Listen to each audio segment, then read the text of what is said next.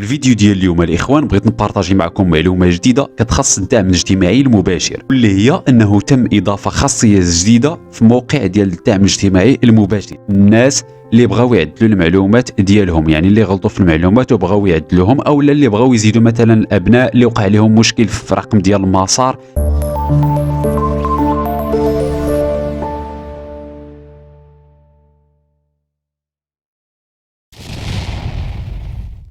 السلام الله عليكم، نتمنى كلشي يكون بخير وعلى خير. مرحبا بكم في فيديو جديد.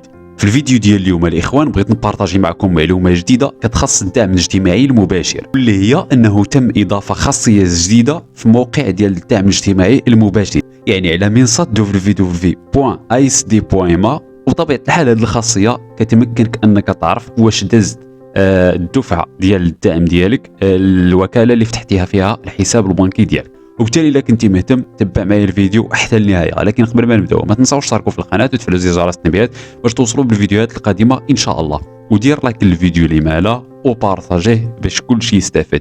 وما تنساوش تدخلوا عندي لاشين الثانيه ديالي، غتلقاو الرابط ديالها في اول كومونتير تحت هذا الفيديو. اذا نبداو على بركه الله في الشرح. اذا كان معلومه الاخوان اي واحد عنده شي سؤال ولا استفسار يحطوا في لي كومونتير تحت هذا الفيديو، هذا راه كنجاوب على جميع التعاليق، او لا يتواصل معايا من خلال الصفحه ديالنا عبر الفيسبوك او الانستغرام، راه كنجاوبوا على جميع التساؤلات. اذا كما ذكرت الاخوان تم اضافه خاصيه جديده في الموقع ديال الدعم الاجتماعي المباشر اللي هو www.isd.ma.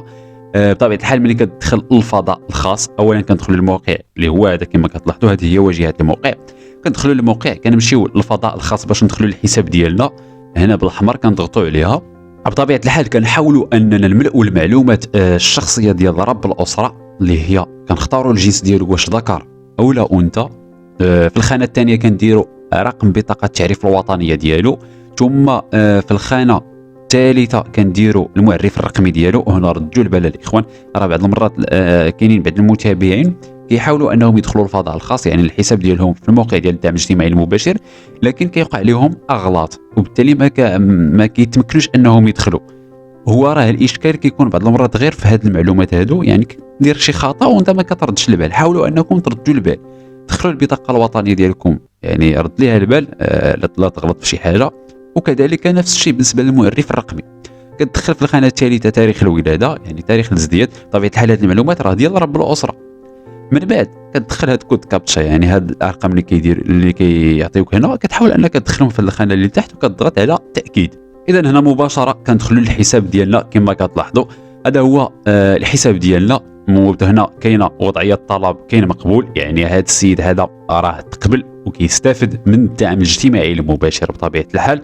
اذا الخاصيه الجديده اللي ضافت في الموقع، او لا الهدف من هذا الفيديو عموما، هو انه تقدر انك تشوف واش داز الدفعه، يعني واش دازوا فلوس الدعم للكونت ديالك او لا، بلا ما تبقى تمشي مثلا كاش بلوس او لا مثلا الوكاله اللي فتحتي فيها الحساب ديالك وتبقى تسولهم.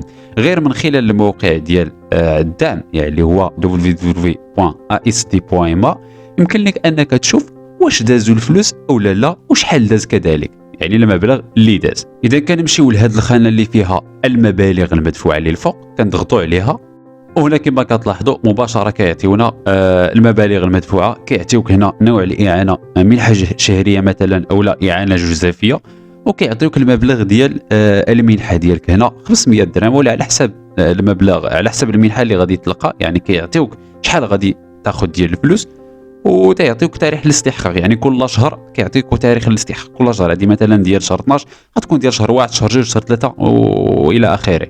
وبالتالي هذه هي الخاصيه اللي بغيت نبارطاجيها معكم، يعني بلا ما تسنى انك تسنى الميساج او لا تمشي تسول على الدفعه واش دازت عند الوكاله اللي فتحتي عندهم الحساب ديالك، او لا مثلا تمشي لكاش بلوس وتسولهم واش دازت. غير من الموقع ديال الدعم الاجتماعي المباشر يمكن لك انك تشوف جميع الامور وتشوف واش الدفعه دازت او لا. وبالنسبه لواحد السؤال كيتصرح عليا بزاف من عند المتابعين، اللي هو الناس اللي بغاو يعدلوا المعلومات ديالهم، يعني اللي غلطوا في المعلومات وبغاو يعدلوهم، او اللي بغاو يزيدوا مثلا الابناء اللي وقع لهم مشكل في رقم ديال المسار. هاد الناس هادو كاملين راه كنخبركم باللي الاسبوع المقبل ان شاء الله راه غادي يحاولوا انهم يضيفوا خاصيه جديده كتعلق بهذه المساله هذه باش يمكن لك تموديفي المعلومات ديالك. وبالنسبه اللي مازال ما اشتركش في القناه ديالنا يحاول انه يشترك، يدير الاشتراك، يفعل زر الجرس باش منين نحط شي فيديو ان شاء الله يوصلوه.